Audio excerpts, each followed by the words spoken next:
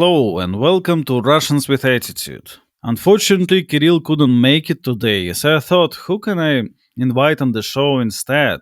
And the Yeah. best next thing was the East Bloc world citizen, an expert on Nietzsche and Brazilian twerk, Bronze Age Pervert. Hi, BAP. Hello, Pig Dog. Can I call you this? Sure. Pig Dog. I have known Pig Dog for many years, but I resent you calling me next best to Kirill. I know that Kirill is intimidated by my sexual power and by my advocacy for Tokharian identity, and this he avoids me now. But that's fine. I'm honored to be back on Russians with Attitude. Yeah, thanks for coming. Now, you might be wondering though, what even connects RWA and Bronze Age Pervert? Because we are not ideologically similar in lots of ways. For example, I am an Orthodox Christian and a wife guy from a Uralic longhouse, and BAP is a Nietzschean sex tourist. We are not really the same. Yeah, okay. But Call me a homo. Yeah, go on. Bab is a pagan homo and a Nietzschean sex tourist. But yeah, what matters is that we were mutuals from almost day one, right? And being umphis online is more important than complete ideological alignment for me personally and for you as well. So yeah, and here we Well, will discuss. Yeah, I don't know that we are that different ideologically. The personal aspects of your religion, which, by the way, I don't remember you, Pig Dog, as especially religious from way back. I've known Pig Dog for more than 10 years online. And,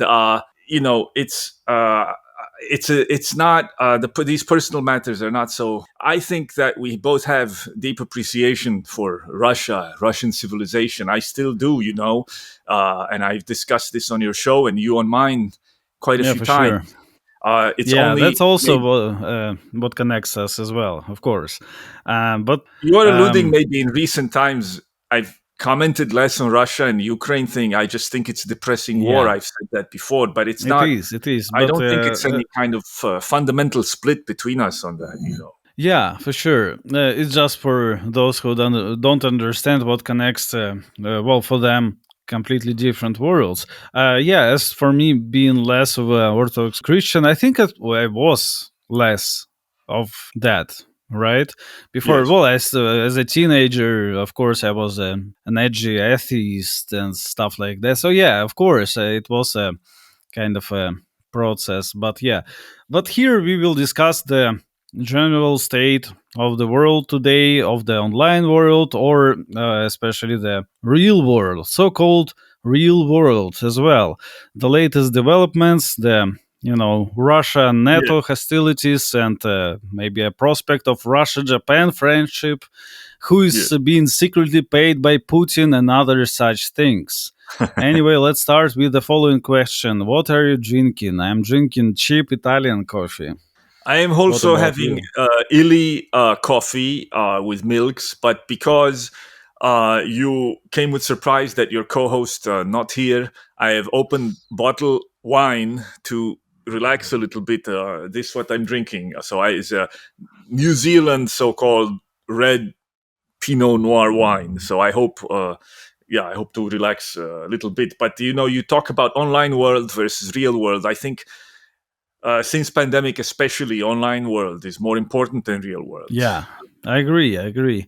Completely, yeah. Well, that's why I called it so-called real world because, yeah, there is the degree of separation, and I don't think it really matters what we see on the news most of the times, and even like it doesn't really make much sense, right? If you would, Yes, yeah, perceive the news that we see in the respectable media, quote unquote, it doesn't yes. really make much sense. But yeah, that's great. Yeah, I haven't even knew that there is a red New Zealand wine. I think New Zealand only produced like white wine for some reason, or maybe But there people is not. know Yeah, people in know Russia. Sauvignon Blanc from New Yeah, yeah, Zealand yeah. because famously, according to some people, it's one of the white wines that doesn't give you a bad hangover or a headache because it's produced in a different way. I don't know, but it's Well, just what yeah. the hotel I'm in had, and I open to relax on your show. But yes, Please That's proceed with great. questions, Mister. Yes. Yeah, well, let's Eduardo. briefly discuss our not even our personal, but the differences between various accounts online, and especially on Twitter. We both started as tiny personal accounts, more or less, and then grew to hundreds of thousands of subscribers. Basically, not to brag, but it is what it is. And yet, I think there is a basic difference: is that here at RWA, we are not running a personal account, right? It's not an individual. It's like a more Yes. of a brand or a identity, something mini organization, not just one guy. Well, it's just two guys, but you know what I mean. Yeah. Whereas Yeah. most of the X accounts are individual, personal accounts, striving to have the most correct takes, for example, on all the time, on everything, engaging in various debates with one another. But it's interesting, actually. Like sometimes this separation is deceptive. Say there's this guy Matt Walsh. He works for Daily Caller, right? But Daily Wire. presents Daily out Wire. Daily Wire, Daily Caller, it doesn't really matter, but yeah, Daily Wire. He presents outwardly that he's just a private individual, a good Catholic boy with his own takes, right? But in Yeah. fact, his opinions are corporate, right? He Yeah. doesn't really have personal opinions. And now in like RWA, we are not a lone individual, so we are not perceived as a person yet. Both me and Kirill express our own thoughts because there is no higher ups above us, right? There is no Yes. corporate structure. So it's funny how on the first glance, you would think that Matt Walsh is, an individual and RWA is a corporate thing, right? But Yes. not everything is what it seems. But Well. yeah, what brings me to the question I will ask you shortly. But yeah, as I already mentioned, I started off as a personal, tiny account with no real purpose as such, right?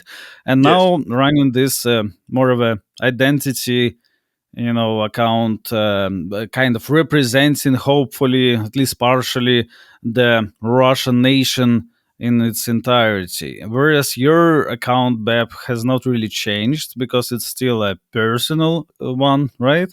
More or Yes.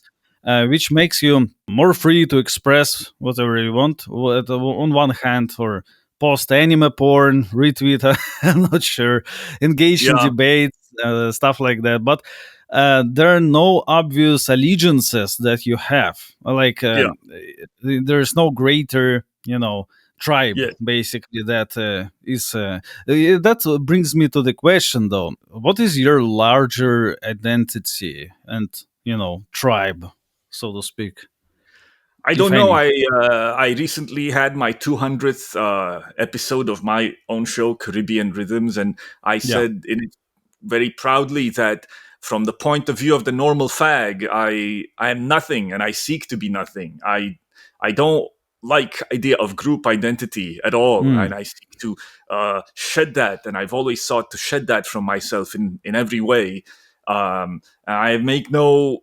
I'm not at all embarrassed to say, since I can remember, I've never liked the idea of national identity, ethnic identity, group identity of any kind for myself. Now, others I don't normally blame. They can hold that, but it's not unusual view. I've learned since that other people have grown up the same way, and in history, nice big European empires have always seen uh, things like ethnic identity and this kind of thing as a kind of superstition that should be Hmm. overcome. I do believe in, maybe you can say in that sense that is something, but the Greco-Roman ideal of, yes, I do believe in this, and I have contempt in general for.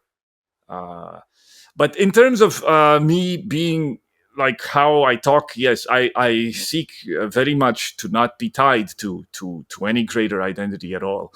Yeah. Um, Well, yeah, that's the maybe. greatest difference because even though I understand your position and I was probably very similar, or like on a personal level, somehow the curse of history brought me to a more tribal collectivist self-identification, not even for any benefits as such, but I thought that was needed, right? Somehow, because one way or another, it's a very tribal world, right? Very tribal at the very base level. Like, and when you're a private individual, you have obviously less power, right? Than as being part of the tribe, and it goes for every country. And I have somewhat to it's disagree yeah. with this, Big Dog. I'm sorry to interrupt, but there is this narrative that you just said that in the modern world things are devolving to ethnic identity. There's even, I think, one of the last, maybe the last Tom Wolfe book, Back to Blood, it's called, something like that, where Mhm. uh, a lot of people have remarked with regards to Europe and the United States, a process of balkanization, universal identity breaking down, and people returning to their roots. The people are returning to their roots, And you saw this especially in the Arab world with the mistaken American attempts in Iraq, and then in a different way in Libya, where you had these pan-Arabist dictators like Saddam Hussein and Gaddafi, who, I'm attacked sometimes by European rightists for extolling such men. So they say I'm a third worldist because I admire brown dictators. But if you can look past that kind of minor chauvinism, I think someone like Saddam represented, for me, European spirit in some way, in that, as far as was possible in that region. He was a secular, rational dictator on the kind of maybe Stalinist Hitlerian model. I mean, if you look at the roots of the Baath Party, Yeah, it's quite different as a form of political organization. Him and Assad but are it's the not. same. I have no idea how it's connected to the general argument that we had, because yeah, he was secular, but he, well, of course, represented the nation in the nationalist sense, right? He wanted to, Yes, as opposed to the ISIS and others who yes. reduced everything to the small sect of Islam. Well, he had imperial ambitions basically, and that I Well, also yes, respect about Gaddafi and Saddam for sure. But yes, and how does it Assad. really negate the No, devolving to the roots, to the collective well, I'm identity? getting to that. I'm sorry if I go on long tangents. I Yeah, hope you don't sure, mind. sure, But sure. Saddam, basically, you're right. He was secular nationalist. I don't want to say on the Kemal Ataturk model or that, because again, the Baath Party organization is very different. It's quite Soviet. It's grassroots party mobilization. That was what was necessary for him and someone like Assad in Syria to overcome what we're talking about now: tribalism, sectarianism, the devolvement to these small balkanized identities.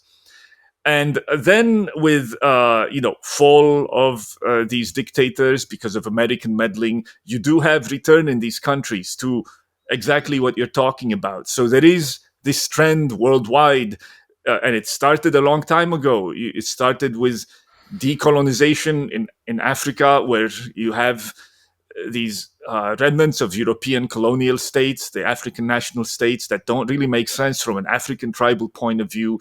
And then things devolve all the time to internecine, genocidal, tribal warfare. So if you look at the last few decades, and then in a lesser way, as a micro case within Western nations, you can make the claims that you're making now, that there is a devolution to tribal identity and so on. But yes, that's by way But of it's not to preamble. say that I became a tribalist of this sort. I think it's just to combat it, you need to be, I mean, adapted to do anything. And the Russian identity is not a tribalist identity in the same sense. It's, of course, Yes, an I imperial was getting identity as well. exactly. Well, Uh, I was getting to we, this, Kir. Sorry, yeah, Pig Dog. Go on. yeah. Sorry, I'm drunk. I'm already drunk from one glass of wine. Go on. I didn't mean to interrupt. Yes. There is a tribalizing world that is kind of ripping at the seams. And what is your idea, and how does the idea of sovereign individual play into it But at I all? didn't say the sovereign individual. I'm not a Okay. libertarian, and you're using that word, and you are contrasting individualism to collectivism broadly, which I don't like these abstract categories. But look, I'm not Hmm. disagreeing with you. Let me get to that because I've said all Yeah, I've yeah, said sure. now by way of preamble as a way to set up something else. It's quite interesting in this context that everyone talking now, the left especially, and now there's this whole blow up over Gaza and Israel for since October 2023. Hmm. People forget that Israel supported Hamas in Gaza because they were afraid of this other thing that we're talking about now, this pan-Arabist secular thing, which was far more effective, in my opinion, than religious sectarianism as a way. The reason Israel supported religious sectarianism is to break apart the power of the PLO and so forth. And the PLO is a secular nationalist Arab Palestinian organization that had a lot more potential as resistance to Israel if people care about that, because they represented not just Muslim interests, but the interests, theoretically at least, also of Palestinian Christians. So it was much Yeah. harder to typecast it as some kind of Muslim thing that has to be rejected by Europe. So it's quite interesting that when people want to make, let's say, nationalism powerless and stupid and self-destructive, they actually promote the religious kind. I think a similar corralling effort took place with ISIS, where they were encouraged to go out into the open and to do whatever they did in Iraq and Syria, and that they were all blown to bits. And it's but by contrast, the secular nationalists were far more effective in the Middle East for decades and presented a. Again, I'm not saying I'm for Saddam civilizationally, but I'm saying as objectively as a form, as a social political system, it's far more effective than this religious stuff. Anyway, look, I'm rambling and I'm going on tangents, but I mean to tell you, everything now is only by way of preamble. What I meant to do is to push back on your claim that tribalism is taking over, because what what masquerades as tribalism today are actually different forms of universalism. So you say you are becoming tribal with regard to Russia, but that's not a tribal identity at all. That is its own form of universalism. That Russian identity is an imperial identity, and it's become even more so with the Duginist Eurasian thing and with placing Russia. And we can talk more about this on this episode if you want, but placing Russia at the head, essentially, of a third world united front against Western degeneracy and moral decadence. It's really a form of universalism that presents itself as particularism that argues against Western liberal universalism. Similarly, the Israelis under people like Yoram Hazony, that's kind of a misstatement, because Yoram Hazony, who is this ideologue from the United States, does not necessarily represent the Israeli state. But the ideologues of that type who try to present, oh, we are Israeli nationalists and we believe in nationalism for every nation and we want just every nation to have its own way, and all we object to is this international human rights Western universalism that seeks to impose liberalism on the entire world. I think that's very disingenuous. It If you look into it, it is itself another kind of universalism, like we just talked about Russia now. Similarly, China represents its own type of universalism. So this whole thing about tribalism, Big Dog, I mean to say, it's kind of mendacious humbug. Nobody's really a tribalist today. They're all presenting universalist claims, but it's all wrapped up in this, oh, we're just a poor little nation, we want to be left alone to our own devices, and you big bullies are bullying us and trying to homogenize us and destroying our It's what family ways of Ukrainians life. say, yeah. Yeah, Yeah. Ukrainian nationalists. But yeah, let's talk about the Jews for a second. I think it's a perfect example because I think that the Jews are now for me, I don't see any smart Jews anymore at all. Yes. It's as if they became completely retarded because of Israeli, greater Israeli nationalism narrative. They come off as kind of stupid, actually. Yes. And before, you could say whatever you want about the Jews, but they were associated with being smart, Yes. and they're not anymore. They're not at all smart. Yes. So yeah, this you can pass it off as universalism, but when they started rooting from abroad for Israel, they became retarded. That's my idea, and Yes. you could see it in the Russian Jews as well, because Russian Jews maybe were some tragic figures, but they've contributed a lot to the Russian arts and Russian Yes. sciences, whatever, right? Maths, piano, pianists, and classical music, and all sorts of things. But Yes. when they became energized by the Israeli-Arab War, the Six-Day War, and they Yes. started identifying themselves, we are not actually Russian Jews anymore. We are Israelis, and we need to go there. They became absolutely dumb as bricks. So yeah, there is this phenomenon that really is dumbifying lots of people, and the Jews especially. But it also happened in Ukraine, and to some extent in Russia. But I didn't mean it like that, right? It's just when you are like, it's a organic process in a way. When you are a Russian on the English speaking Oh, sure. internet, right? You have no other way but to either represent your nation in some capacity, or you can work against it, as many people do, right? Like Garry Kasparov, who wants to destroy Russia. That's his own whole identity now, right? Wait, He who is wants this? Who are you talking about? Garry Kasparov, Oh, well, the Kasparov. Yeah, chess yeah, yeah, player. sure. Yeah, Kasparov. yeah. Yeah. The half Armenian, half Jewish Russian citizen who wants to kill all Russians and Ukrainians for that matter, right? And Yeah. Well, that's Bobby Fischer said he was a cheater. Yeah. yeah, well, yeah, Him and and it's Karpov. cool Yeah. that his career, chess career, ended with him being defeated by the Mechanical Turk, right, in 1997. But that's besides the point. So, if you're Russian online, you basically have three options to work, for the Russian nation, to call for a genocide of a Russian nation, or to check out and post furry porn, and that's it. That's pretty much it. There's not a lot of room for maneuver, and of And course is that me because? being But Pig Dog, is that because other people are forcing you to be that? And if you, let's say, comment no, as an it's my individual, it's my earnest idea. I think I was like that from the early age, and it's like Alexander Pushkin said. Maybe it's the curse, but as Pushkin said, I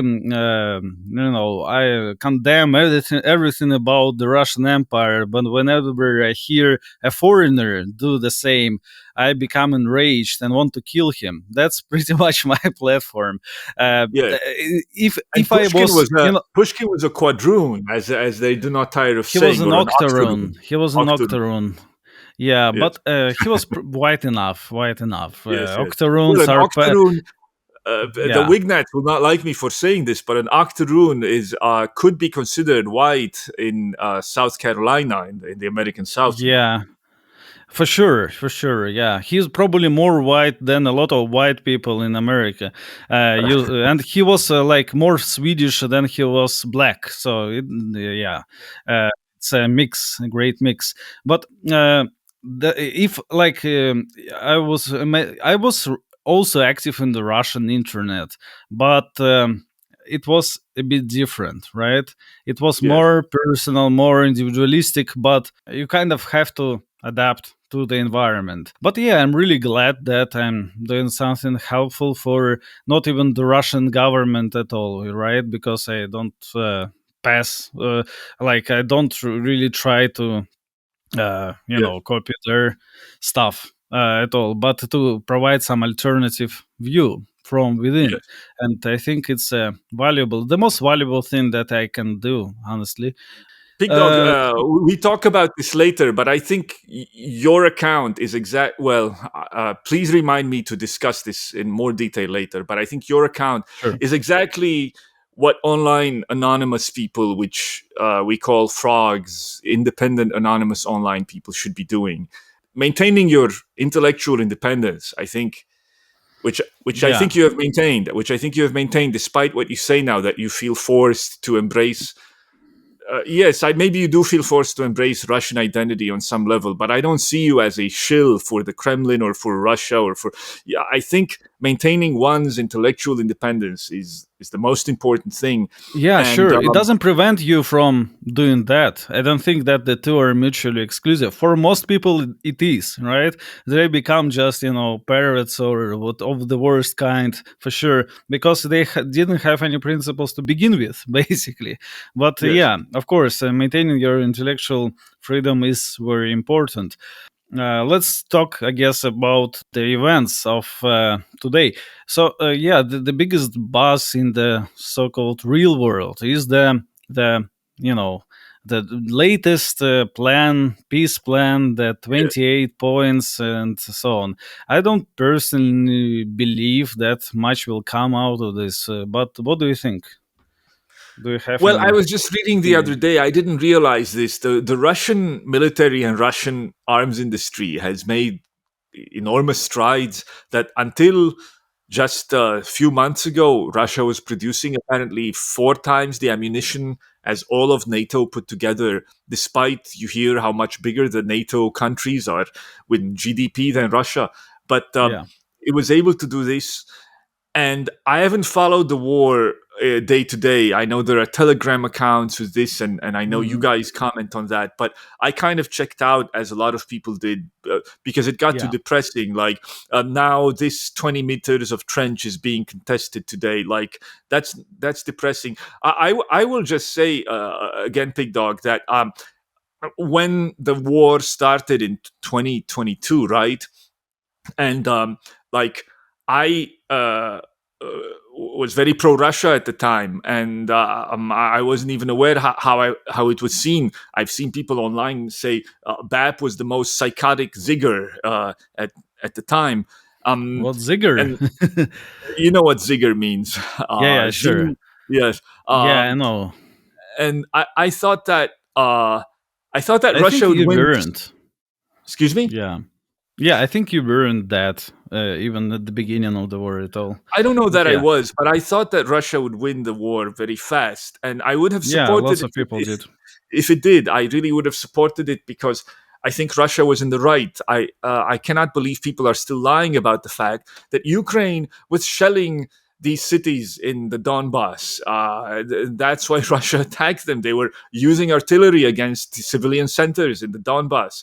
I don't deny that Russia had just cause for war. But when it stretches for 2 years or whatever it is now, 3 years, and Yeah. I have nothing against the Ukrainian people. I said it at the time. A lot of Europeans used to take vacations to Kiev, though, and now they're seeing bombing of Kiev, Ukrainian refugees, people dying, and so on. Sorry, I'm rambling, I know, but this is why I don't comment on the war anymore. It's just become depressing. So, Yeah, um, sure. I but don't ask you to comment on the war as such, but as to the peace plan. Do you think yes, the latest I one hope it has works. any? But Yeah, I saw do the you hope? things you were Okay. saying. I think that it sounds like Putin believes that Russia can militarily get its way and that it can run the diplomatic table now and can ask for any number of concessions from Ukraine. So, correct me if I'm wrong, but I'm getting the sense you think that unless Ukraine maximally gives concessions, Russia will not agree to any of this peace plan. Yeah, so I agree with your point in that it would have been nicer if the war ended in 2022, right? In the same year, the most people wouldn't die and stuff like that. So yeah, it's in what like being weak is more of a or not sufficiently strong is more of a crime than starting the war as such, right? It would be a more just and you know uh, good humanitarian wise action if it was a swift victory, but it wasn't, right? And it's a grind for lots of years. But it is what it is. As to the Yeah. diplomatic stuff, I think there is too many factors involved, and it is de facto World War III, not in the sense that there are Western troops on the ground in large numbers, but that everyone is very invested, too invested in this war to let it go, basically, right? And there's Europeans, there's UK, there's America, there's China, there is lots of players. Yes. Partly Iran is also invested because it also kind of is important for their national security, and even North Korea is invested. And in that sense, it's became very way too large. It wasn't intended to be that Yes. huge. That's the biggest miscalculation on Russia's part, I think, because what started off as a glorified police operation, and it was that became this global mess. And when there's too many parties, it's very hard to come to any solution other than destruction of one side, basically. And Yeah. that's what police action turned into a war of extermination on some scale, not on the Second World War scale, of course, but still, Yeah. what passes off as that in modern times. It is tragic in a way, and that's why I don't really believe the over enthusiastic American reporting like, there is a plan, we're going to do it in 24 hours, not we're going to do it on the Thanksgiving. I think it was already Thanksgiving Oh, yesterday, right? I think yes, it was. it's already over, and the war isn't. So yeah, I wouldn't really hold my breath too much, and it's annoying how much people talk about it, considering how little sense does it actually make. But at the same time, there is an important date at January 15 on 2026. This war is going to become longer than the Great Patriotic War for Russia I with see. Germany. It's kind of an important date in that sense because, and I think there is a tiny, but there is a chance around that time for a weird, ceasefire type of thing, Yes. which probably not going to last very long, but it will kind of officially conclude the SMO, and probably we will see a larger war down the line. That's my optimistic assessment of the situation, What or it would be doesn't, or it doesn't at all. Yeah, and Well, I doesn't think I asked interrupt. you last time we spoke. I asked you what would be the maximal Russian wish for the end of this war. I mean, short of absorbing all of Ukraine again. I mean, does it want that? Is that the aim? And if not, No, I what don't would be think the maximal Russian it's wish? possible. I don't think it's realistic at all. Not in the military sense, and not in any sense of the word. Like there are two European Union, right? Officials are acting very jittery and very psychotic in a way. They are convincing themselves that Russia intends to attack, Poland and Lvov and Poland and France and so on. Like they don't really believe it, and Russia doesn't believe it. No one believes it, but they're trying to convince the public at least of that. Yes. But I don't think that there are any plans, not even on Kiev at all. There is a difference between actual Russia's plans, which might change with time, and ambitions, or like the ideal case scenario. And the ideal case scenario is also changing every single month or year, because like 10 years ago, if Russian forces would waltz in Odessa, it would be a seamless a completely seamless thing, integration, like a few months. Now it's not as seamless anymore. Like most Russians of nationalist proclivity want to see Odessa inside the Russian Federation because, well, it's a Russian city built Yes. by Catherine II and so on. But at the same time, I know realistically that if that were to happen, it would be a very costly and deadly process to actually take Odessa. And secondly, if it does come to pass, then Odessa, people in Odessa are not really the same as they were 10 years ago. Yes.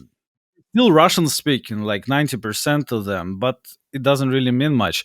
It will be lots of, not even guerrilla fighting, but lots of various explosions and saboteur activity and stuff like Yes. that. So it will be more.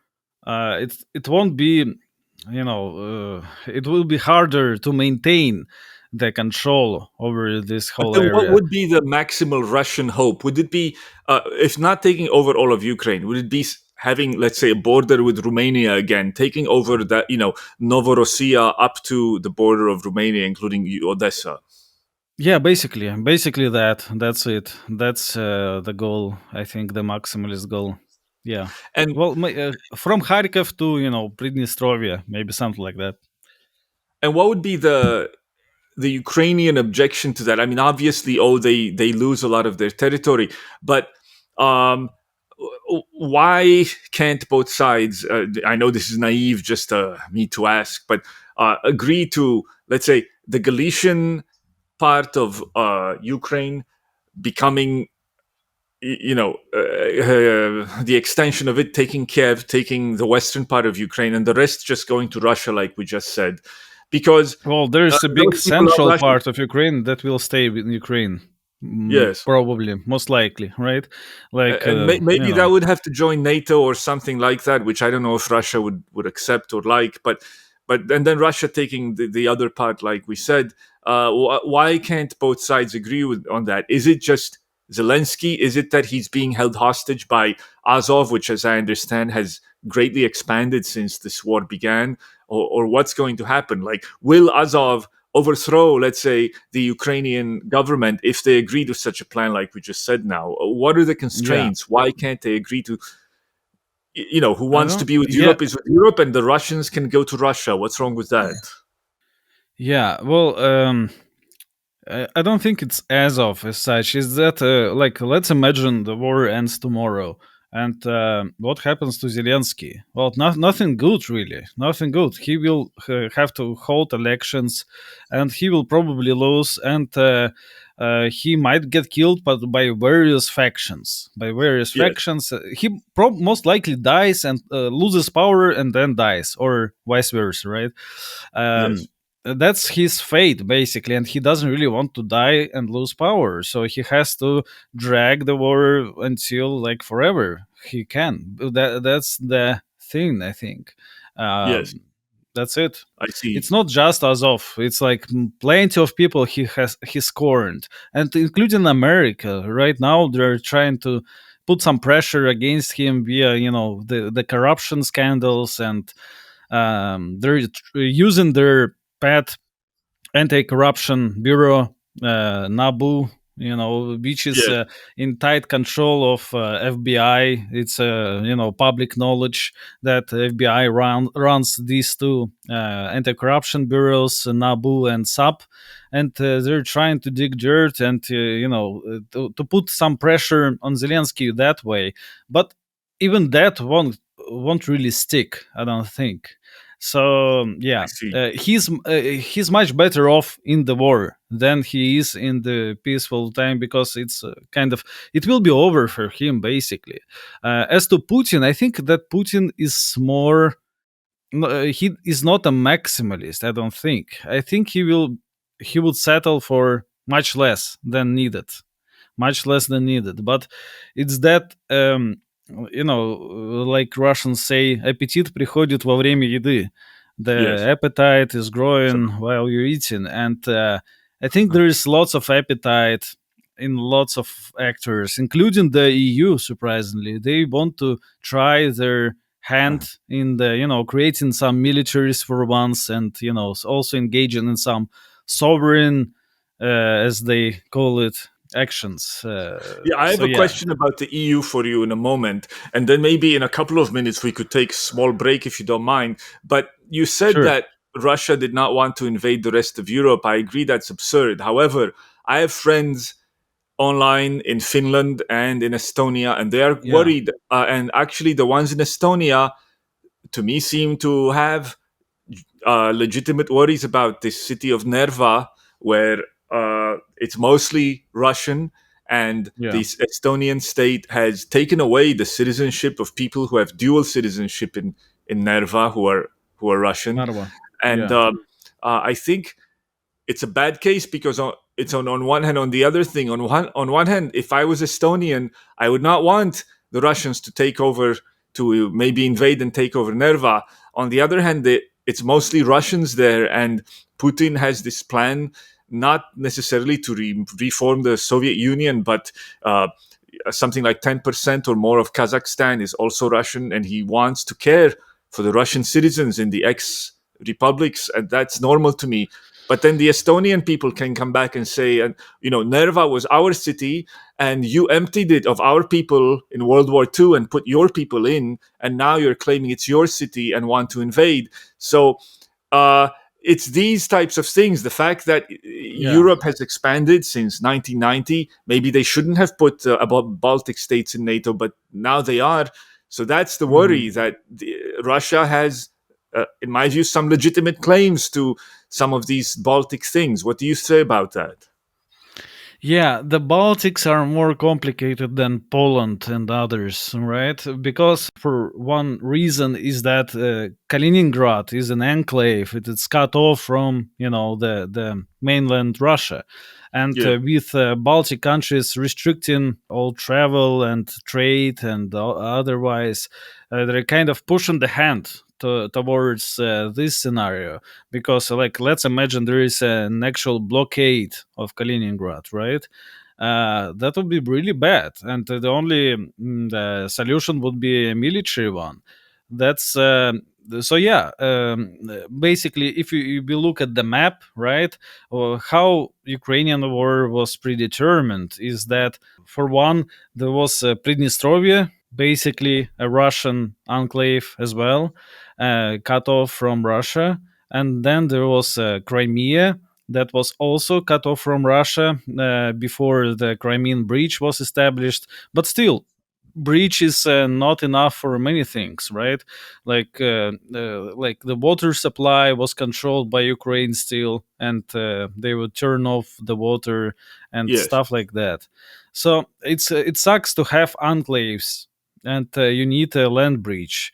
And there used to be like the modern Lithuania, right? The modern Lithuania is very different from its historical form in the Russian Empire, because like no Lithuanians lived in the Suwalki corridor, and this is the basically the land corridor that goes to the Königsberg, the Kaliningrad. Yes. Then it was transferred in the Soviet times to Lithuania and kind of resettled, but still, I believe there's lots of Russians living in the Suwalki corridor to this day. And as to Narva, Narva is yeah, it's a mostly Russian city, just like Riga is, which is even more confusing, right? Because I the see. capital of Latvia is a mostly Russian city. I used to live Yeah, Riga. Yeah, live. I used to eat Riga sprats. Do you like this in the canned Riga sprats? You must know yeah, about. they're pretty good. They're pretty good. Yeah, for sure. That's the most famous product from Riga, the Sproti. Yeah, there is. I think that there is a diplomatic way of avoiding the war in the Baltics, but I don't think that they're kind of pursuing that at all. And that in the worst case scenario, I do believe that the war in the Baltic, with the larger, NATO involvement and EU involvement, is possible. And it's as if many actors, they want that to happen, Yes. right? Like in 2029 or thereabouts. And that's the problem. So the two are connected, the Ukraine war and the possible Baltic war. Well, I And want to ask there, you before yeah, we go on break. I do need to go for a moment, if you don't mind, but I want to ask you sure. before. I've had this argument with some people online, including, you may know him, Nick Sallow, but quite a few other Да. posters and so on, who have claimed actually this kind of, I don't really like him very much, or have, this guy Banania, but it's Yeah, not yeah, yeah. just these. A lot of them have claimed that, oh look, the United States has pushed Europe to this war with Russia, over Ukraine, and this conflict with Russia against Europe's own interests, and where Germany lost its gas supply, and actually other European nations have Mhm. had economic hits taken because of trade with Russia was big, and they lost that. And they say, oh, obviously this shows the strength of the American empire because it's ruling Europe, and it's telling the Europeans against their own interests they have to do these things. And then there's the Mhm. Nord Stream stuff too, the Nord Stream pipe broken up and so on. And so that they make this case. And I've pointed out that it's actually the opposite. It is the Europeans, and not even the European governments, the European people, who were very much pushing for this conflict with Russia, and they were not being pushed into it by the United States. Yeah, By the way, it was the yeah. same thing in the case with Libya. That it was the European nations who pushed the United States into that. And in the Cold War, it was East Germany and Bulgaria and nations like that that pushed the Soviet Union often into wars in Africa too. That's how it often works. But in this case, it is the European people. Maloney, who I don't like what her betrayal over immigration and so on, Yeah. but Maloney ran on a "we are going to confront Russia and support Yeah. Ukraine" campaign, and she was opposed by people who I think were correct in saying the opposite. This is not in our interest. We will suffer. Our economy will suffer. Winter is coming. We Mhm. need Russian support. Like Salvini and others said this, and she won. She won in a landslide. The Yeah. Italian people chose conflict with Russia, and it was the same in Germany and other places. I can get into the details if you want. But when I pointed this out, people like Nick and others got very mad at me, and they said, "No, of Yeah. course that's idiotic. The European people, they're being oppressed by the American troops. See, they're American bases. This is nonsense." Yeah. Look, what do you think about this? It's interesting, right? Because the argument is that, well, yeah, the United States has pushed everyone to into the conflict. Is very alluring and it's very comfortable, right? It's because there is no responsibility that way on the European part. They're completely devoiding themselves of agency. Basically, Yes, we are occupied by the U.S., right, by the evil Washington regime, and we don't do anything out of our own volition anymore.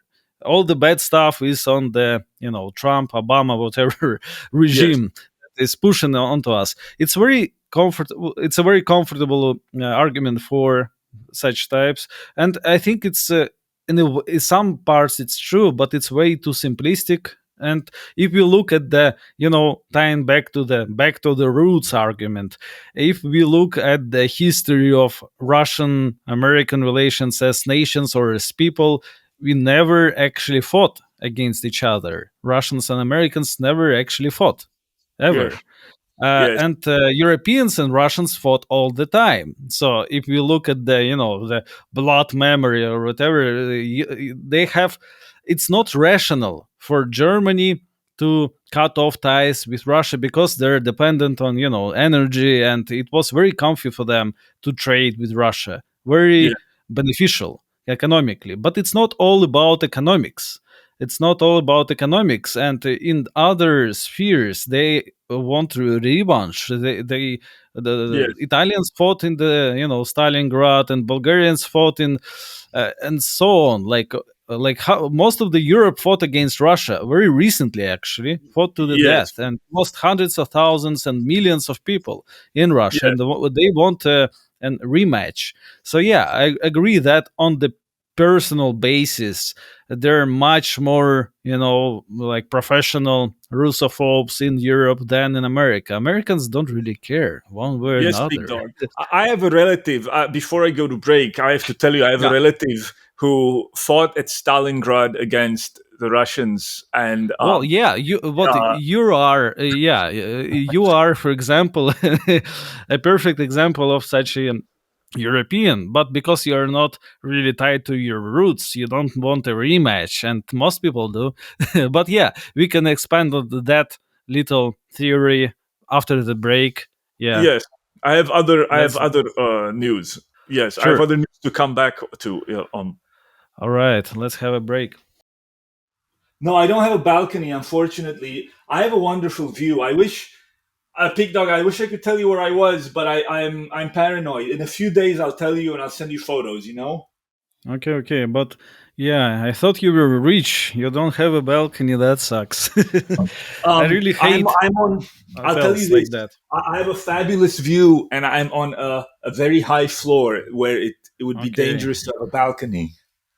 maybe it's China. I think you're in a communist China. I'm in somewhere, and I will tell you Yeah. when I will tell you When in a I few was in days. China, there was no balcony either. It was also a high floor. Yeah, it Yeah, I'll kind of tell you in a few sucked. days. I'll send you Sure, photos. sure. Yeah, yeah, Yeah, it was funny to walk around Japan, and there is no smoking everywhere, right? And yeah. I smoked everywhere. The only person to do it in I all of did the Tokyo. same. Oh yeah, maybe me and you. What it's funny how Japanese are never breaking their own stupid law about no smoking on the streets. Oh God. I haven't seen. Well, maybe some do, like drunk at night, but most of the time they're This is good really content. If you want, we can record this. We can start the show and sure, talk sure. about smoking in Actually, Japan. well, this is right now on air, right? It's not on air, but it is recorded. I I will understand what you're saying. remove the first parts about the East Asia, but we can discuss the Japanese All smoking. right, I You shouldn't have know, interrupted. Go on about Japanese, and then I'll comment, and we can segue into that. yeah. Yeah. So yeah, I was smoking local cigarettes and Chinese cigarettes that are pretty good actually, and there's strict no smoking in the streets. Although last I've heard that Japan used to be a very smoking friendly country very recently, and it's changed due to the Olympics of I see. 2020. What do you think is should It's then to still one of the few change this? places in the world. Sorry to interrupt, Yeah, Big yeah, Dog. It's one of the few places in the world where you can go in bars, and there are many bars you can smoke. There are yeah. many. I There are noticed also that. cigar bars but there are also just normal bars you can smoke. It's one of the few places in the world. And yes, on the streets they say you cannot smoke, but like you, I smoke on the streets, and occasionally kind of Japanese men come up to me and say you Yeah, can't do that, and I ignore them. But really, I don't know how long you were in Japan.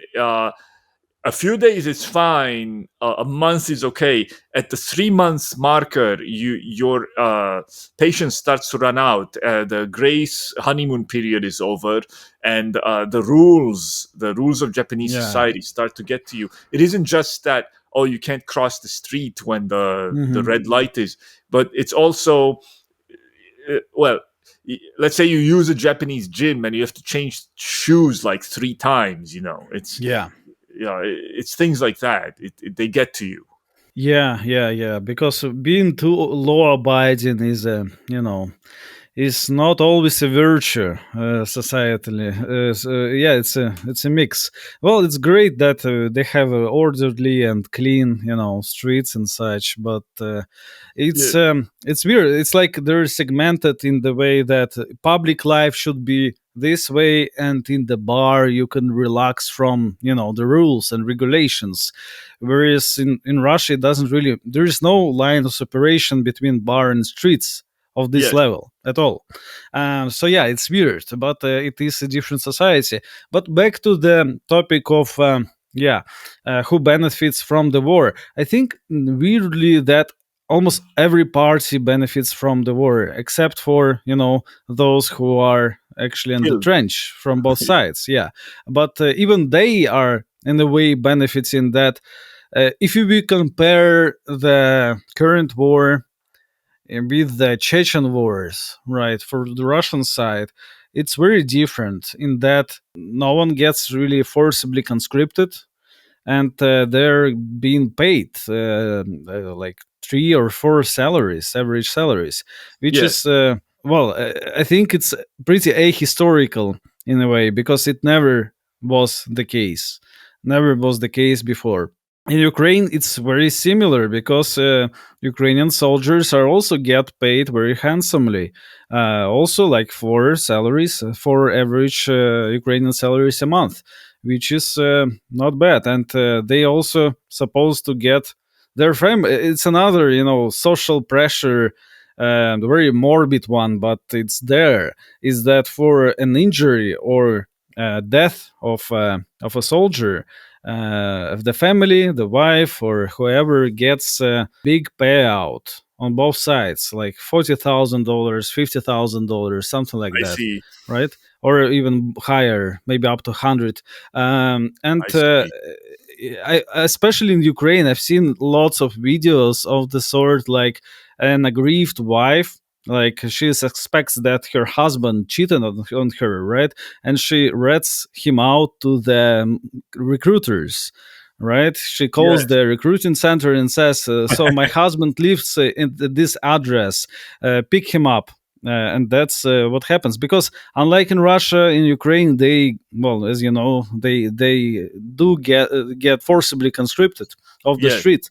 That's the major difference. But other No, than that's that, horrible. if she's a legal wife, she will still get lots of money in case of her husband's death That's that she horrible. doesn't care about, right? Yes, like other people, I see Ukrainian refugees uh, across parts of Europe and then also Argentina and other places. Look, I don't like to think about this, big dog. It's very sad, and I don't like to think about it. And I imagine Well, that the Russian kind of. state is advancing a lot of propaganda along the lines that you are saying, because even in World War II, they were throwing leaflets on allied soldiers and vice versa, like, yes, you're away at the war and your girlfriend or wife is fucking this and that guy at home because you're not at home, you're away from, you're at the front lines.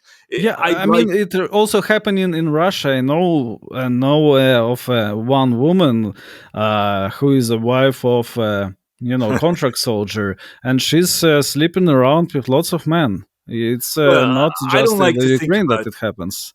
I can promise you, although I'm a whoremonger, I do not partake of Ukrainian women abroad. I don't like, it makes me sad, and I don't like to do that. Also, Yeah, I don't mean to insult your nation, but I am skeptical of the craze for Russian women among Western men. That is a separate discussion. I mean, I don't yeah. know if you have But opinion. You must have back to the opinions about that. benefits of the who benefits from the war and whether it's Europeans or Americans who are pushing for it. I think it's both. Like in your position and Nick Sala, they're right in that.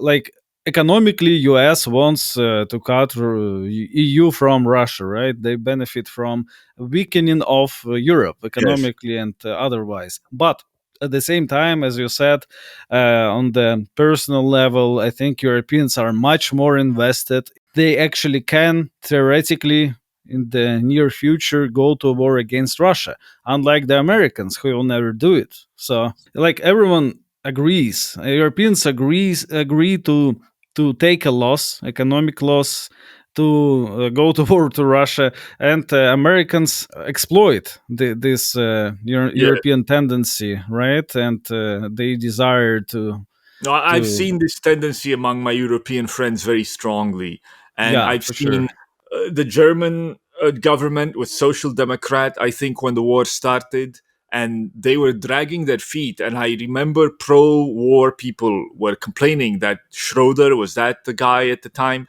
that he was yeah, dragging his feet, that he was speaking uh, in favor of supporting Ukraine, but actually never doing yeah. anything. And It was it the was the German. case.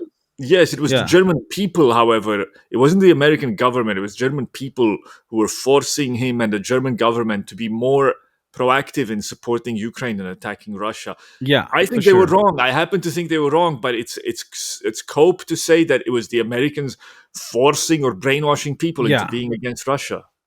In America, it's very detached. Like there are plenty of supposedly pro-Ukrainian types inside the political machine in the Washington and stuff like that, especially in the Democrat Party. But they're not sincere at all. They are wearing their Ukraine flags in their bios or whatever to for domestic reasons. The Yes, Ukraine flag for them represents fuck Trump. It doesn't really make sense. yeah, Why would it be that way? But it does because they're far away, and for them it's like a Marvel movie, something like that. They don't care at all. And I think a good signifier, a good signal of the war ending soon would be the public sphere being bombarded with the following message. Actually, Russians are this and that bad stereotypes, subhuman readers and stuff like that. But Ukrainians are also that, actually. Like yes, the both sides are bad, and we wish only bad things towards both of them. That, yes, well, sounds bad and it's not factually correct, but it would signify a peace coming, because in some sense it would be closer to truth, because however you want to slice that, but Ukrainians and Russians are similar to the striking degree, and everyone wants to pretend that we're not, but we are. I could That's the never thing. tell the. Yeah, Yeah. I always thought they were the same people, but uh, Yeah, and at the start of the war, there was lots of pretense in the West, like completely different societies, right? There is this Cossack Democrat nation of inborn Democrats and freedom lovers who rebel whenever they don't like their government. That was the line, right? They yeah, Maidan whenever they don't feel the country is going into the right direction. It was a demonstrable lie because, well, after hundreds of thousands of deaths and forced conscription right on the streets, they don't do anything. They don't rebel, actually. yeah, They're completely fine with the Zelensky's de facto dictatorship. And you can also call Putin a dictator of the same kind, but and Russians don't rebel because we're kind of identical in most, yes. traits, national No, traits. I was thinking as you were talking about the United States never fighting Russia, and as you know, Yeah, Russia did have some presence in the New World up to California in the yeah, 19th century, and I was wondering. I want to make pornography, and I wanted to make the key to making good pornography, and I will not maybe do it under my own pseudonym. I'll do it under a third one, but you have to press the right buttons so that to activate both people's rage and anger receptors and also to turn them on. And it's hard. I'm thinking of ways to find the sinews of American society where I can press these right buttons. And I was thinking, would Russian military occupation of Oregon or something, but see, I think that's too hackneyed and people would not believe it. yeah. But that could be a good setting for maybe porn where Russian soldiers occupy Oregon. I don't know. I don't know what you think I of don't that. know. Yeah, don't condone and agree with your porn plans at all. I think US has too much porn on their hands already. I don't think Yeah, there's a lack of it nowadays. Yeah, but as to the relations, yeah, actually, Alaska, right? Why did Russia sell Alaska to America for, well, very cheap, actually, right? It yes, was ice cream. completely Yeah, nothing for an ice cream, right? Because otherwise the Brits would get it in the Canadians. Back then, right? There was no like independent Canada, and still isn't actually. yeah. Canada to this day is a British monarchy. I People like that you forget call it about it. Canada. Yeah, I like that you call it Canada. Yeah, Canada, yeah, Canada. So otherwise, the Brits would get Alaska, would get their hands on Alaska, and that would be a very huge boon to the British Empire, and to not let them do it, right? Russia sold America to Alaska to America, I'm sorry, for very cheap, because America was seen in American colonies, and they were seen as the natural ally against the British Empire. Yes. That's the basis of our relations and start, a very good amicable start. It didn't, and the basic problem of our relations is that in the 20th century, lots of East Bloc types, Eastern European types, and Eastern European Jews went to America, and they have had lots of grievances with Russia, real Yes. or imagined, and it kind of transformed the American foreign policy with the Polish and otherwise, Brzezinski types. It Yes. really did Brzezinski. push Americans closer to the anti-Russian position, what we see in Europe. Yes. But it's not that it's an uniform. I don't think they're too powerful nowadays. What would you say? Like, what is the general view of Russia inside the American political elites nowadays? I have to tell you, I don't know exactly. As far as I know, there is a faction who's trying to push away from Europe and Russia thing and to engagement with Asia and China, and to move America's weight to the Far East. And actually, Yeah. I agree with that. I happen not to be fond of these people personally, the people doing this, but I agree with what they're doing. Um, on the other hand, there are the neocons from uh, the year 2000 who believe that America's weight should move from Europe and confrontation with Russia to the Middle East. And then there are the people you mentioned who want very much American integration with NATO and West Europe, and they especially have Russia on the mind. Now, you are right that there is the contingent, and I've talked to you this on the your show and my show before. There is the contingent like Julia Yoffe and these people who grew up on, yeah, the Tsar did pogroms against your great granddaddy, and they have a kind of ethnic parochial resentment against Russians, and they transfer it when they move to the US in the same way that whatever Armenian nationalists transfer resentment against Turks when they go to the Yeah. US and vice versa. And that's always whatever. But there is, however, a very strong NATO faction. These are not anything connected to Jews or whatever we just talked about. My friend William Odom was a Scotch Irishman from a long line of military people. He was the most uh, staunch, a critic of America's war in Iraq. Um, Hmm. the first general to come out against it. He was extremely anti-neocon. In private with me, he was far more anti-Israel than he would be in public.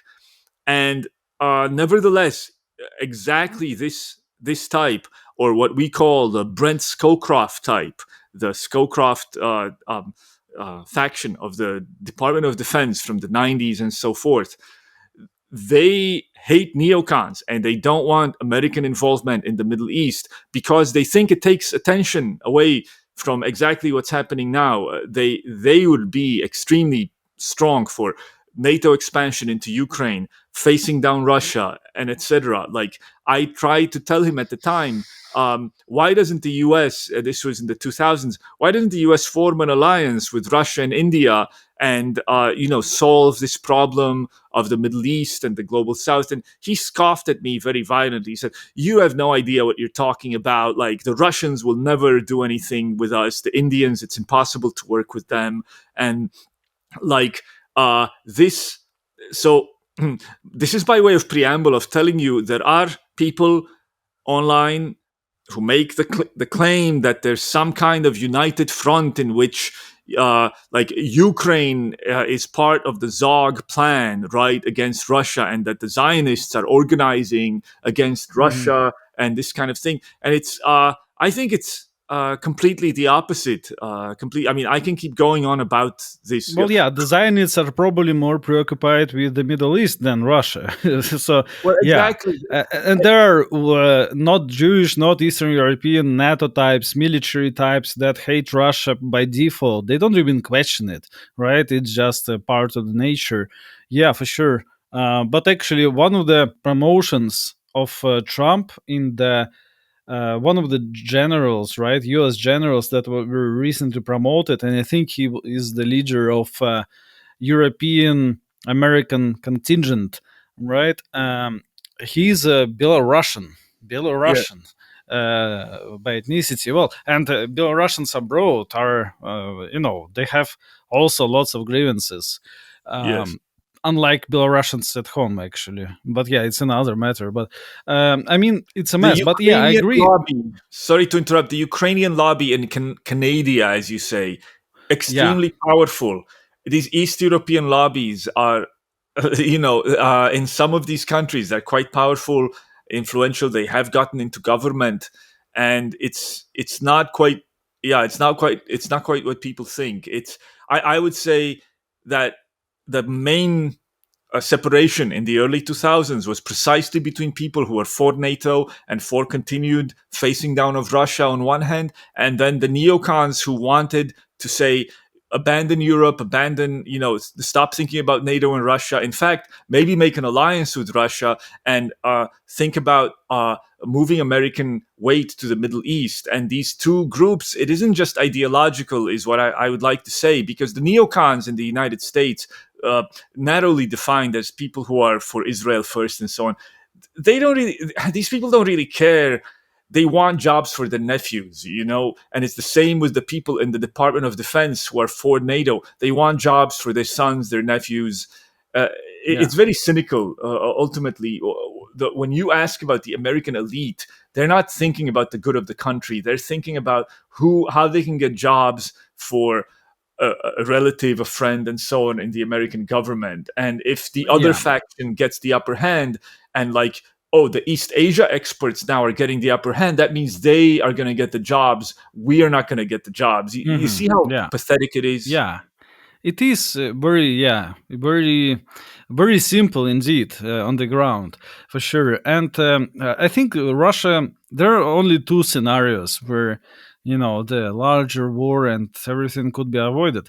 And one of them is the mostly failed American pivot to the East Asia that they kind of announced, right, already Yeah, with the China stuff. But they yeah, kind of maybe it's still in the works, but I don't think that it's happening anytime soon. But yeah, what do you think about the new Japanese leader, the Takaichi woman?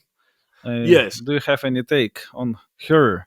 She's a protege of two people. One is Abe, the previous prime Yeah, minister. The other one is Taro Aso, I think is his name.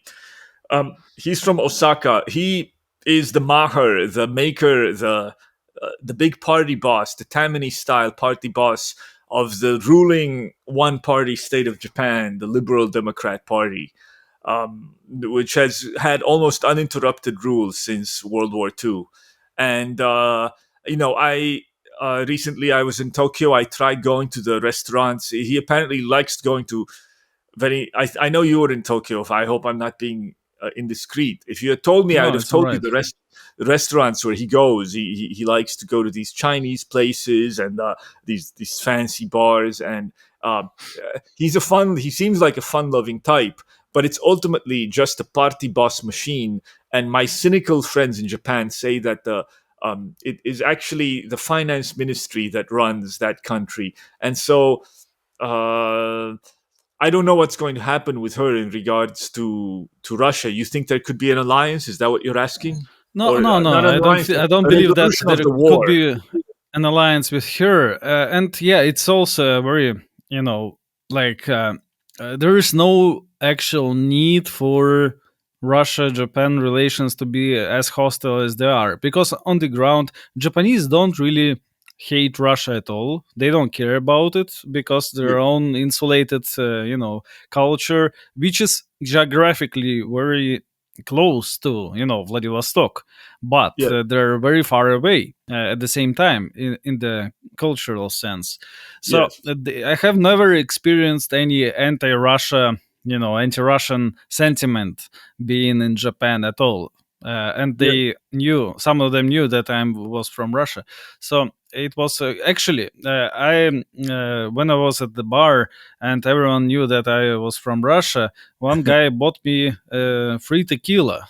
So Oh, it nice. was a very nice gesture, and they were very, you know, enthusiastic about learning more about Russia, which is interesting, right? You wouldn't get it in Europe, probably most of Europe, Yes. but um, yeah. I think that the official relations between us are way worse than they could be, and they actually are on the ground. And one of the reasons is that. Very strange thing that there's no formal peace between us, right, which is Yes. pretty bad. And the stupid question of Kuril Islands, that I have no idea why would they actually desperately want the Kuril Islands, because they're tiny, and then they're settled by Russians already. And third, they were conquered in, USSR crushing the Kavatun army in Manchuria. So I think it was pretty rightful, because they were not ceded to us in any diplomatic negotiations, but actual blood was spilled to for these tiny islands. And Yeah. actually, it was a miracle that USSR didn't influence Japan as almost at all, right? Because in other scenario, it was entirely possible that Japan would be a communist country, starting with 45. Yes. Um, they were quite lucky that it didn't happen, and Kurils were a tiny price to pay, a tiny price Yes. for their military defeat. Well, on the And other hand, the yeah, Japanese have, I think, correct me if I'm wrong, the Japanese have offered in return for the Kuril Islands, which they see as necessary for their security and so on, and part of their ancient Japanese empire, as they see the gods took a sword out of the water, and the drops that spilled from that sword are the bits of land that formed the uh-huh, Japanese islands, which they consider the Kuril Islands to be also.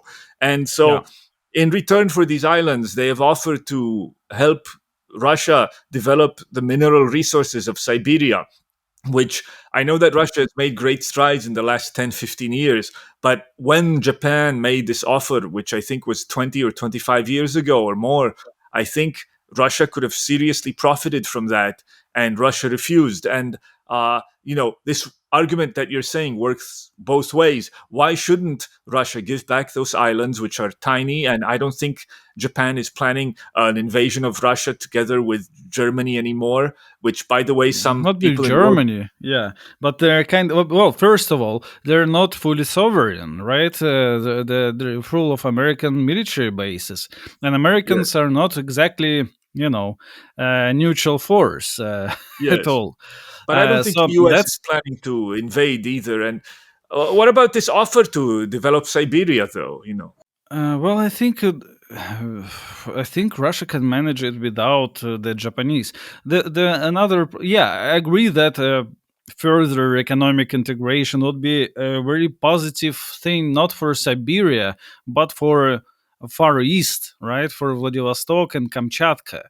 I think Yes. those places would greatly benefit for more ties, because of the more ties with Japan that were cut for various reasons. But I don't think that it's fair to demand, like a defeated side demanding to give back their land that they've lost in a legitimate combat. Germany demanding Kaliningrad to be transferred to Germany. Well, they kind of have to fight for it, no? They I've heard, correct me if I'm wrong, I've heard that Russia offered Kaliningrad back and Germany refused. Is this true? I haven't actually heard that. When was that? In the 90s?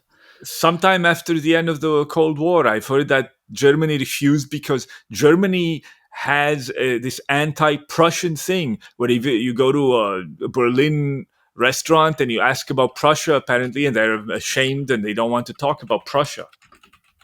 Well, maybe they are anti-Prussian, but I don't think that there was a serious, offer to take back Kaliningrad at all by the Russian side.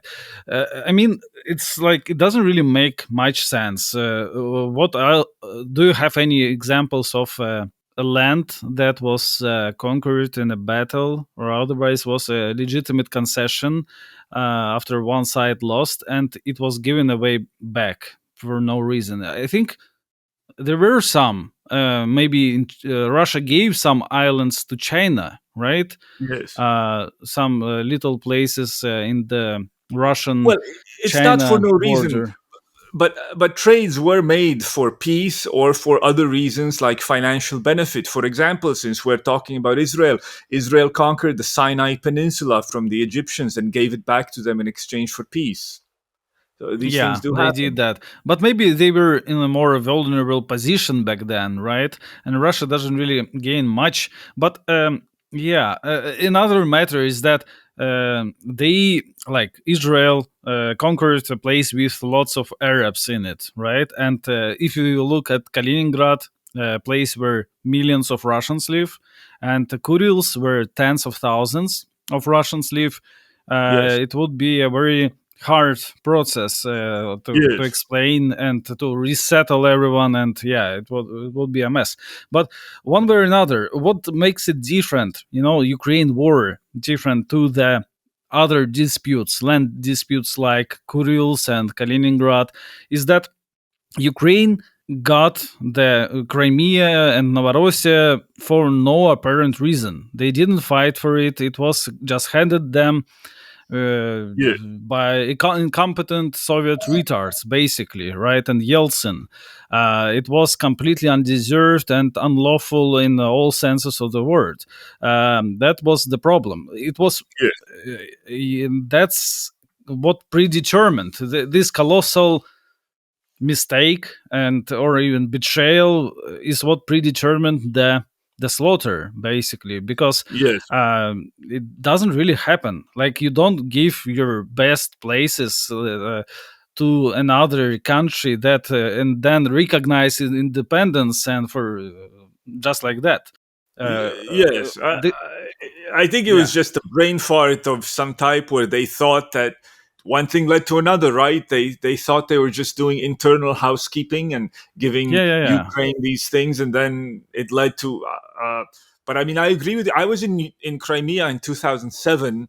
That was yeah, after the first whatever it was, Orange Revolution or whatever yeah, the yeah, hell yeah. it was, and I remember just everyone in Crimea was Russian, and there were Russian kids on vacation from Russia, and they were telling me this is stupid, the Orange Revolution and in Ukraine, and I remember thinking this is an extension of Russia. There's no way that Crimea was part of Ukraine. So I agree with you. I find it especially outrageous when people get self righteous about Russia taking over Crimea. It is completely Russian territory.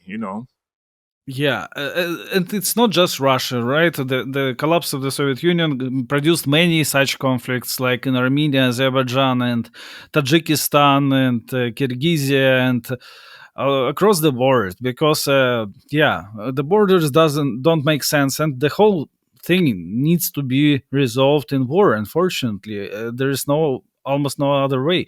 But at the same time, there were some gestures, as I said, like in Medvedev, when Medvedev was a president, he basically gifted the part of the Spitsbergen, right, that Russia controlled, to Norway, this great northern island with Yes, some natural resources, and for no real gain. Actually, I don't think Norwegians are really, you know, didn't did anything good to Russia for getting the Spitsbergen under their control, and yes. yeah. So Well, it's a yeah, lot of it's things like that. complicated. Abkhazia, correct me if I'm wrong, but Georgia, the land of Georgia, was Yeah, given certain provinces like Abkhazia, and I think the Ossetian part that had not previously been part of it. And those minorities are not Georgian. And they said, we don't want to Yeah. be with you. We want to be with the Russians. And that's why there were these conflicts. Correct me if I'm wrong. Basically, well, Georgia is interesting is that it's one of the few imperial people in the region. They're not a little tribe. Like Armenians, like for doesn't matter their size, but they are a little tribe. They're not an imperial nation as such, right? They Yes, are, inside their own ethnicity. But Georgians are made up of various ethnicities, like Kartvelians, Megrelians, and stuff like that. There are like a dozen of them that make up the Georgian, nation. yes, They're kind of like the French in that sense that the French also were comprised of many yes, ethnicities and linguistic groups and stuff like that. So Georgians are an imperial nation that devoured the Kartvelians and Megrelians and others into the same Georgian identity pretty recently. Like a yes, century ago, those people would not consider themselves Georgians. They would say, yes, I am Megrel, I am not a Georgian, right? And yes, they were successful in imposing um, this uniform identity. But they failed with the Abkhazians and the Ossetians, which is because for one main reason, because Kartvelians, Megrelians, and others they all belong to the Georgian Kartvelian language group. So the yes, languages are pretty similar. Abkhazian language is very different. It's completely different, and Ossetian as well. Yeah, Ossetians and Abkhazians are closer geographically and culturally to the North Caucasus people. Basically, yes, they're closer to Alans, to the in some ways to the to the Ingush in a way, like they're connected via their folklore and stuff like that to the North Caucasians that yes, were the vassals of the Sarmatians back in the day. So yes, and whereas the rest of the Georgians live to the south of the tallest Caucasus Mountains, and they existed in a different environment. So they couldn't devour those two nations. And that's why the war broke out. But at the same time, Abkhazians are very arrogant. They don't consider themselves like part of Russia, and they don't want to become a part of Russia. That's I see. an interesting part, right? They are very happy with their own unrecognized status as a separate country, basically, that I see. extorts things from Russia, and they're Well, pretty great at that. They're a as far as I can tell, mafia ethnicity. they're a Yeah. tiny sliver of land. I love it when these tiny slivers of land think that they're self-sufficient. Can they feed themselves? Do they have oil? What do they mean that they're happy? Yeah. No, they can do it in their own way. Like they control the coast of Black Sea, and Russia needs the coast of Black Sea for military purposes, basically, I right? see. And they can grant the rights to host the Russian navy in their land for electricity and other stuff from Russia, which is basically free for them. Yes. And also they get their money via the Russian tourist, of course, but they get a lot of money. They don't really produce much at all, and it's a very criminal run, you know or Yes. republic or whatever it is. But yeah. I imagine. So Yes. I'm Big not a Dog, I fan of wanted to Abkhazia. Yeah. change the subject, if you don't mind, and talk a Yeah, little bit sure. about what you had mentioned earlier. Uh, I have some complaints against what the ideological direction of Russia for the last year or two. This Okay. figure who you surely know, Dugin, but Yeah. and I'm not. I don't want to overstate his role in the Russian government because I know Yeah. people in the United States think he's much more important than he is. We've Well, talked he about doesn't this. have any place in the Russian government, but he has some ideas for sure. Yes, Yeah. I know that. I know his position in the Russian government is overstated, and it's actually quite Well, different. there's People, none. Yeah. No yes, position. But yeah, However, Dugin aside, his basic message, which I see reproduced not just I see it reproduced in Russia Today, for example, hmm, which the Russia Today Twitter account follows me. It doesn't follow that many yeah, people. It follows me. It follows some other people. But it isn't. Another mouthpieces of the Kremlin, not just Dugin, are forwarding this line that I despise, and it's one of the reasons that has soured me on stomping yeah, for yeah. for Mr. Putler. And I just want to tell you and ask you what your opinion is, and I tell your audience and tell explain to them what my problem is. My problem is that they're promoting this line that, oh, the United States and West Europe are the leaders of a liberal international gay empire, the Gay Yeah. American Empire, GAE, and they are promoting homosexuality and LGBT and other things around the world and destroying families, and the complex of capitalism plus sexual liberation identity or whatever is destroying traditional folkways around the world, and we are the representatives and the spearhead of, let's say, traditional Tanzanian and Indian and Chinese Hmm. folkways of strong working families going to church, going to temple, going to mosque, Yeah, yeah. whatever. And we stand up against these LGBT promoting American European gay degenerate capitalists and so on. And that's kind of Dugin's line, and that's kind of uh, unfortunately, I see it promoted by Russia Today and certain other what I consider Kremlin outfits. I Hmm. think that's completely fake. I can tell you why I think that's completely fake. The third world is first of all a stew of exactly this kind of sexual decadence. If you want to talk about, if you care about that, as Dugin claims No, to. Um, before I answer to this line, right, of question, can you, like, it's easy, and I also don't really like the direction on the personal level. But if we would look at the situation that, well, Russian elites find themselves in, what would be the ideal way to do it?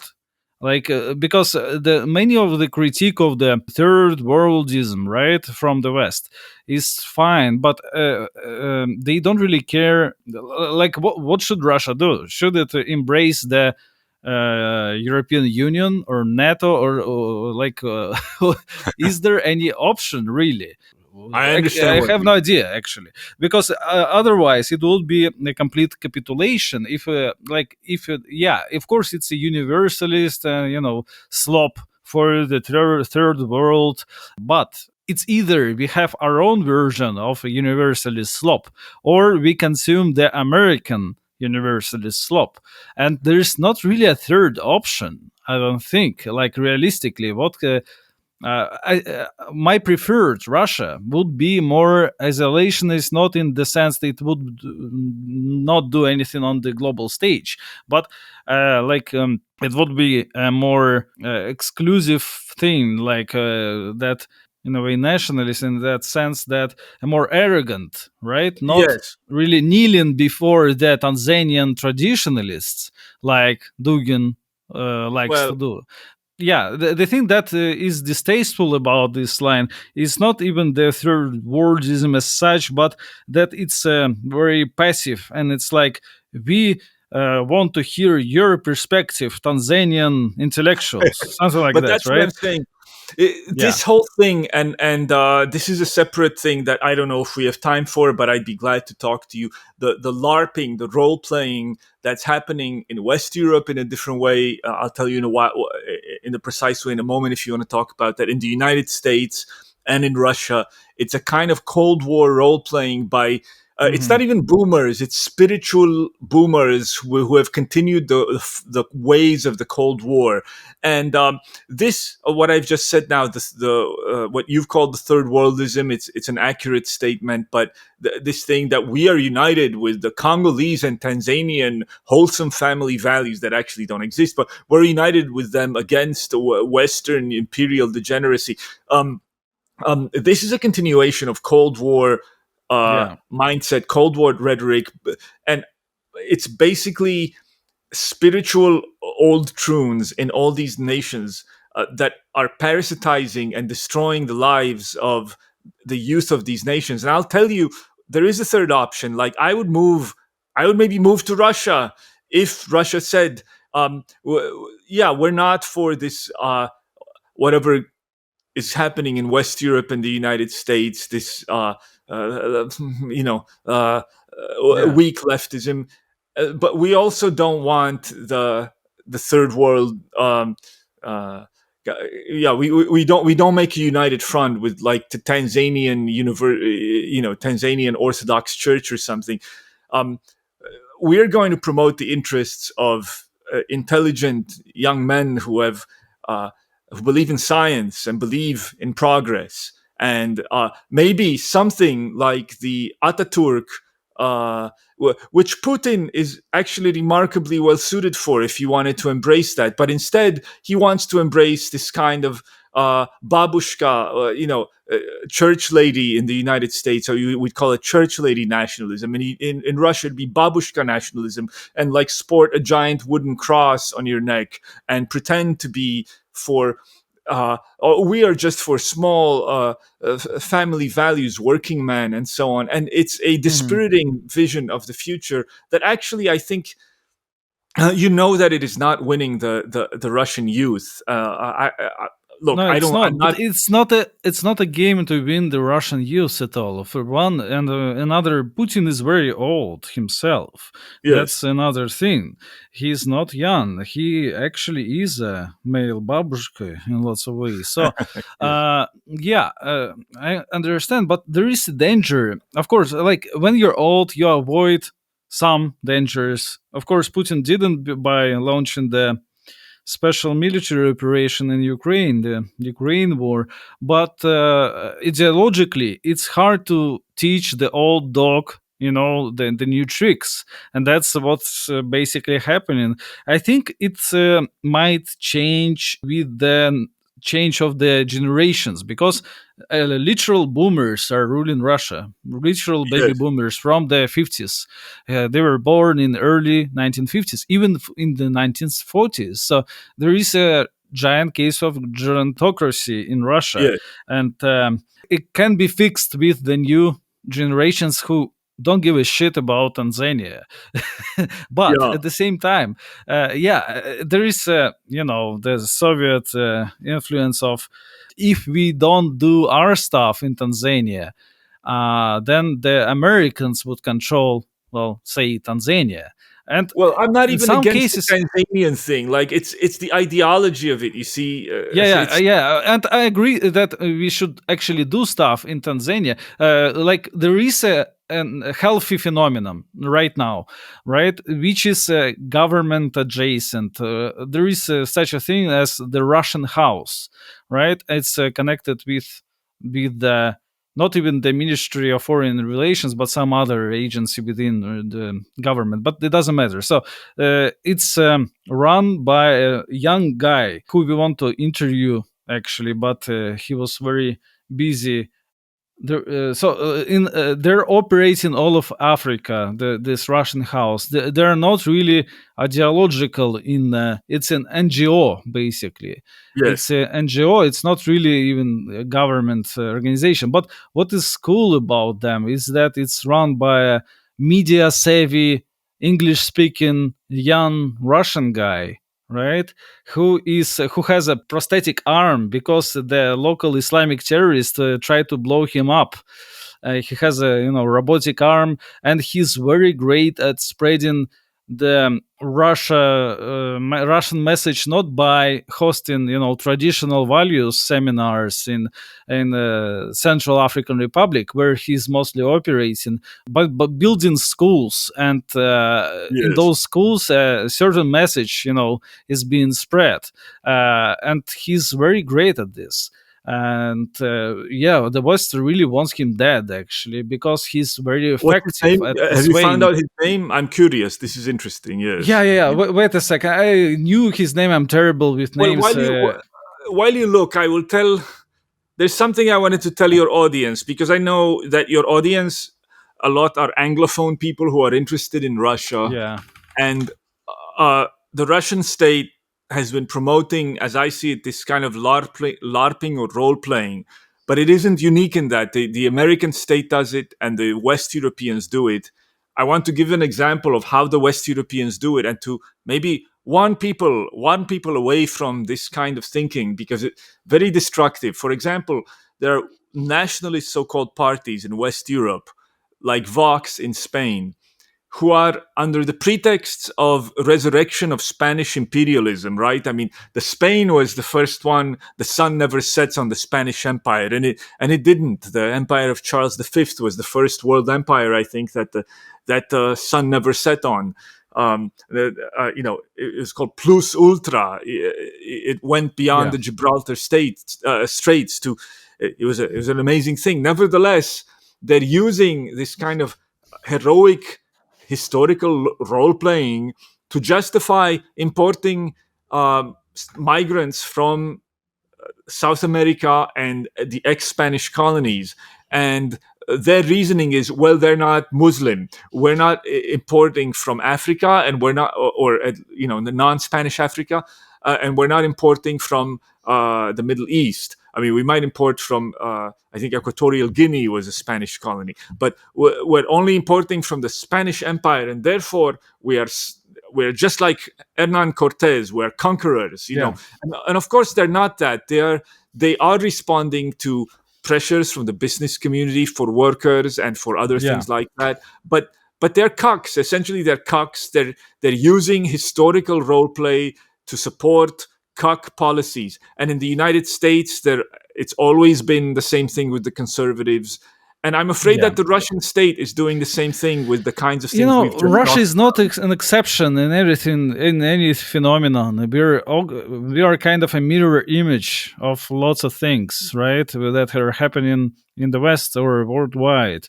But there is also an opportunity to uncock, as to say, the Russian trajectory, and there are forces towards this ideal. And I will send you the article of this guy, Dmitry Sity. His name is.